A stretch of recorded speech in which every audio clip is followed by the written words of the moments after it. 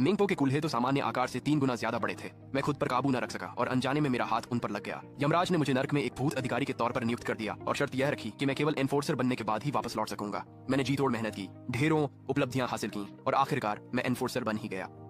लेकिन जब मैं आखिरकार इंसानी दुनिया में वापस लौटा तो मैं दंग रह गया। पूरी दुनिया में खौफनाक कयामत शुरू हो चुकी थी और हर किसी को भूतों के साथ करार करना पड़ रहा था। इस कयामत में बचने का यही इकलौता रास्ता था और ठीक उसी वक्त एक आदमी और एक औरत मेरे सामने खड़े थे। वे एक कंपास पकड़े हुए घबराई नजरों से मुझे देख रहे थे। मुझसे निकल रही भूतियां आभा इतनी तीव्र थीं कि वे लगभग लड़खड़ा ही गए। मैं आखिरकार वापस आ गया हूँ। जैसे ही ये शब्द मेरे मुंह से निकले, हमारे आसपास की हवा मानो जम सी गई। मेरे सामने खदी लड़की चीख पद्दी और कीचड़ से सनी जमीन पर गिर पड़ गई।